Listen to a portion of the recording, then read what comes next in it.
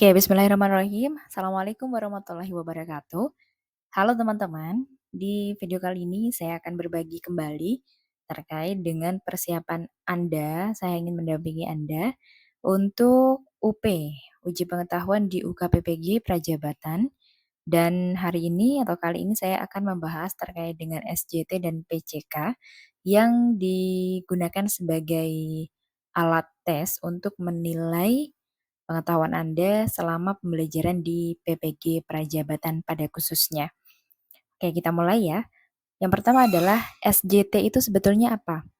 Jadi SJT itu adalah Situational Judgment Test. Ini adalah sebuah tes yang akan menguji bagaimana Anda em, menghadapi sebuah situasi yang diberikan atau situasi yang terjadi nanti ketika Anda menjadi guru profesional. Nah, Anda harus memilih nih.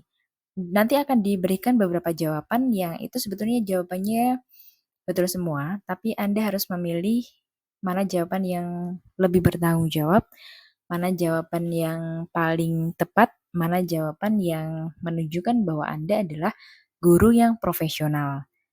Oke, kita lanjut ya. SJT, oke, Situational Judgment Test. Kemudian, contohnya seperti apa? Kita langsung ke contoh saja.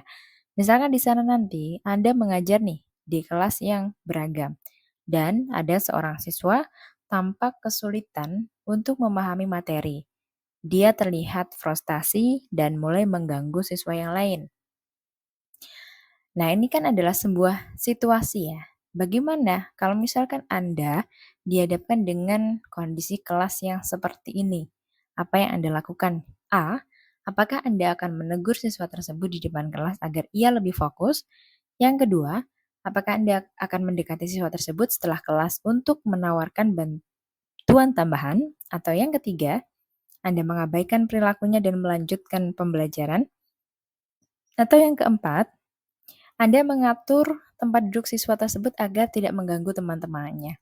Kalau kita lihat, ada dari empat ini sebetulnya dilakukan oleh guru kita di sekolah ya. Ada yang kalau misalkan dia rame di belakang, maka kursinya dipindah ke depan. Kemudian kalau misalkan dia rame di kelas, biasanya kan ada dari kita itu yang langsung menegur, "Hei, jangan rame," gitu ya. Ada lagi yang mendekati siswa itu setelah kelas, tapi kan biasanya kalau misalkan setelah kelas, kadang gurunya juga pindah kelas atau yang lainnya. Jadi, situasi-situasi seperti ini, apa yang paling tepat dilakukan oleh guru? Nah, kira-kira kalau menurut jawaban Anda apa? A, B, C, atau D? Hmm, betul, jawabannya adalah yang B. Jadi keempat jawaban ini sebetulnya benar dan bisa jadi Anda lakukan gitu ya. Tapi Anda harus memilih yang paling tepat. Yang paling tepat di sini adalah mendekati siswa tersebut setelah kelas untuk menawarkan bantuan tambahan. Kenapa tidak A, menegur siswa tersebut di depan kelas agar ia lebih fokus? Karena di A ini, kalau di PPDP atau SPSE ya, pembelajaran sosial emosional, ada mungkin anak itu yang ketika ditegur di depan teman-temannya, dia akan merasa ter semacam terintimidasi begitu. Jadi guru nggak boleh melakukan ini. Kemudian yang C, mengapa Anda tidak menjawab, mengabaikan perilakunya dan melanjutkan pembelajaran? Padahal ada ya beberapa guru itu yang sudahlah dia tuh bandel sekali, dia tuh rame sekali setiap hari diberitahu tetap rame, tapi Anda akhirnya putus asa. Nah, ini nggak boleh nih, sebagai guru nggak boleh putus asa karena posisi guru itu adalah membentuk karakter di dalam kelas dan kita harus memfasilitasi kebutuhan dari anak gitu ya dan kita mengarahkan. Ini juga kurang tepat walaupun kadang ada yang seperti ini. Kemudian yang D, mengatur tempat duduk siswa tersebut agar tidak mengganggu teman-temannya. Ini juga sebetulnya tempat duduk dimanapun, baik di belakang ataupun di depan, itu tidak mempengaruhi siswa itu belajar ya. Jadi kurang tepat, walaupun mungkin bisa Anda lakukan di kelas ya. Tapi ini nggak tepat. Jadi sekalipun nanti Anda sudah menjadi seorang guru, alangkah baiknya Anda tidak melakukan hal itu. Lakukanlah hal yang B ini. Oke, paham ya teman-teman. Kemudian yang kedua, soal SJT yang kedua, contoh. Seorang rekan guru meminta Anda untuk membantu mengoreksi ujian mereka. Tetapi Anda juga memiliki banyak tugas lain yang perlu Anda selesaikan. Nah, kalau seperti ini gimana? Kadang kita mau ngebantu, tapi tugas kita juga banyak. Kemudian kalau nggak ngebantu, tapi ya gimana gitu ya. Inilah situasi-situasi yang sangat mungkin terjadi ketika nanti kita menjadi guru. Dan harapannya kan kita bisa menjadi guru profesional dan bukan harapannya saja, kita disiapkan untuk menjadi guru profesional. Yang pertama adalah A, mengabaikan permintaan rekan Anda karena Anda sedang sibuk. B, menawarkan untuk membantu tetapi dengan batas waktu yang jelas. C, menolak dengan alasan bahwa Anda tidak memiliki cukup waktu. Yang D, meminta bantuan dari siswa lain untuk menyelesaikan tugas Anda sehingga bisa membantu rekan Anda. Sebetulnya keempat situasi ini bisa saja terjadi ya. Ini adalah tipe-tipe dari SJT, Situational Judgment Test. Semua situasinya bisa terjadi di lapangan, tapi kita harus memilih mana yang paling tepat yang harus kita lakukan. Kita harus bijak untuk memilihnya. Itu tipikal dari SJT. Oke? Kira-kira kalau Anda sebagai guru, mana jawaban Anda? Jawabannya adalah BB ya, B. Oke.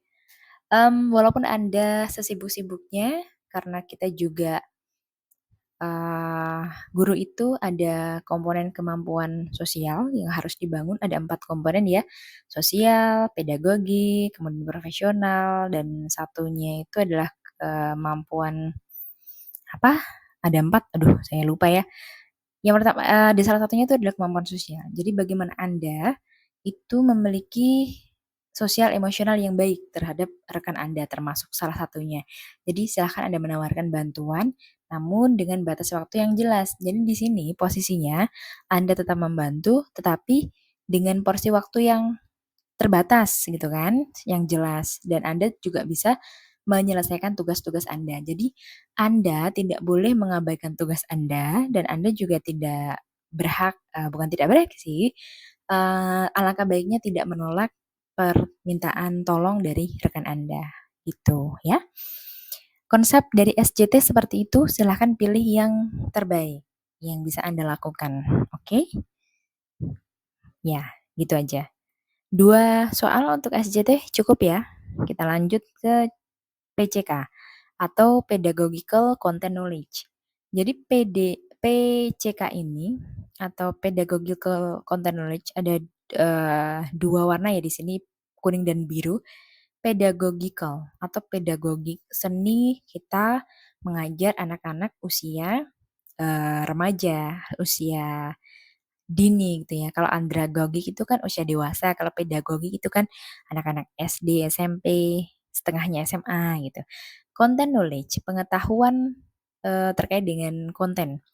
Jadi konsep PCK itu bagaimana Anda sebagai guru matematika, sebagai guru PS, sebagai guru IPA, sebagai guru PGSD, guru kelas ya, dan guru apapun PJOK dan sebagainya, Anda menyampaikan materi, namun Anda juga tetap berpacu pada esensi dari pendidikan itu sendiri. Contohnya, langsung ke soal aja ya, biar tidak bingung. Oke, kalau tadi di SJT itu kan situasi-situasi yang terjadi di lingkungan sekolah, sosial emosionalnya, kemudian karakteristik peserta didiknya, di luar jam pelajaran misalkan, dan yang walaupun bisa di jam pelajaran juga ya, intinya tidak berhubungan dengan materi kita gitu loh. Kalau PCK itu ada hubungannya dengan materi kita. Misal yang pertama adalah guru matematika ya. Anda mengajarkan konsep pecahan kepada siswa kelas 4. Beberapa siswa masih kesulitan nih memahami bagaimana cara menjumlahkan pecahan dengan penyebut yang berbeda. Apa yang Anda lakukan? A. Mengajarkan langsung cara menjumlahkan tanpa menjelaskan konsep penyebut. B. Menggunakan alat peraga seperti pizza atau kue untuk memperlihatkan bagaimana pecahan dapat dijumlahkan. Yang C. Memberikan banyak latihan soal untuk dikerjakan. Yang D. Menghindari topik tersebut karena tampak sulit bagi siswa. Sebetulnya semua ini kan bisa terjadi juga ya. Tapi di sini Anda lagi-lagi dites bagaimana pengetahuan Anda, kesiapan Anda menjadi guru profesional. Kira-kira jawaban yang tepat mana? Ya, jawaban yang tepat adalah yang B. Kenapa B? Yang pertama, tidak mungkin dong Anda mengajarkan secara langsung cara menjumlahkan tanpa Anda menjelaskan konsep dari penyebut itu. Penyebutnya harus sama dan sebagainya. Bagaimana siswa itu bisa? Kan nggak mungkin. Ya mungkin saja, tapi tidak realistik gitu ya. Kemudian yang C, memberikan banyak latihan soal atau drill untuk dikerjakan. Ini juga tidak begitu mungkin ya, tidak memfasilitasi kebutuhan siswa. Ada beberapa siswa itu yang tidak suka drill soal. Apa loh Bu? Belum dikasih materi, udah disuruh ngerjain soal, apalagi kalau misalkan gurunya lagi repot gitu ya, misalnya dikasih soal, "Wih, silakan dikerjakan LKS." Nah, seperti itu juga jangan dibiasakan. Oke ya? Bisa? Bisa. Sabi dong. Bisa, bisa, bisa, sabi, sabi, bisa. D. Menghindari topik tersebut karena tampaknya sulit bagi siswa. Ini juga nggak boleh ya, karena di materi matematika atau di materi apapun saya yakin itu berjenjang. Jadi kalau anak itu belum bisa menyamakan penyebut, maka dia tidak bisa mengerjakan konsep pecahan. Kalau misalkan dia belum belajar tentang persamaan linier, maka dia tidak bisa mengerjakan pertidaksamaan linier, misalkan kayak gitu. Jadi, eee, tugas kita adalah tidak men-skip materi, tapi bagaimana membuat materi itu menjadi lebih asik, begitu. Oke, contoh soal PCK yang kedua, misalkan siswa Anda sedang mempelajari sejarah kemerdekaan Indonesia, ini PS ya, dan peran para pahlawan. Apa cara terbaik Anda untuk membuat siswa memahami dampak perjuangan pahlawan terhadap kemerdekaan? A. Memberikan ceramah panjang tentang setiap pahlawan. B. Mendorong siswa untuk mendiskusikan dan berbagi pendapat tentang peran masing-masing pahlawan. C. Memberikan kuis untuk menguji ingatan mereka tentang fakta-fakta sejarah. Dan D. Menyuruh siswa untuk membaca buku teks tanpa diskusi lebih lanjut. Langsung aja, kira-kira jawabannya mana? Yang B, betul sekali. Dari tadi jawabannya B aja ya, kebetulan.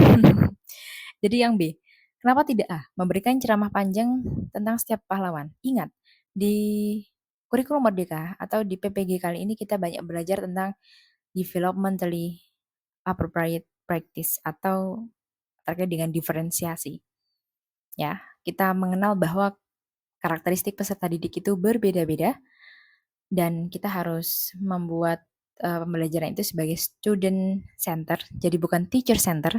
Yang jelas A itu adalah teacher center dan itu tidak sesuai dengan apa yang kita pelajari di PPG dan tidak sesuai dengan kebutuhan siswa.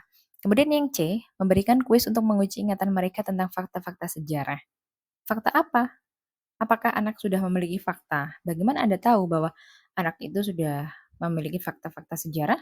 Nah, padahal dia posisinya kan sedang mempelajari sejarah kemerdekaan dan peran para pahlawan. Mungkin saja mereka kan belum tahu fakta-faktanya. Sebenarnya ini bisa jadi benar ya kalau di lapangan, tapi kan nggak benar juga kalau kita melakukannya kayak gitu. Mungkin ada beberapa yang seperti itu, tapi nggak baik juga ya. Oke, C jadi kurang tepat. Yang D, menyuruh siswa membaca buku teks tanpa diskusi lebih lanjut. Ada beberapa dari guru itu dia cenderung silakan dibaca buku teks halaman ini, buku paket halaman ini, buku LKS halaman ini, silakan dibaca, kemudian dikerjakan. Nggak ada diskusi dengan guru, langsung mengerjakan, mengerjakan, mengerjakan, kayak gitu itu juga tidak baik. Karena sebagai guru kita juga harus memfasilitasi apa yang menjadi keresahan dari mereka. Kita memberikan umpan balik dari apa yang menjadi apa ya pertanyaan-pertanyaan dari mereka. Oke, bisa ya. Contoh PCK yang kedua. Oh, tidak ada. Oh, ini tadi soal yang kedua, guys. Oke, gitu ya. Gitu dulu untuk PCK dan SJT. Semoga berhasil. Kita coba drill lagi di beberapa waktu yang akan datang atau oke lah, nanti kita drill bareng-bareng ya. Terima kasih. Assalamualaikum warahmatullahi wabarakatuh.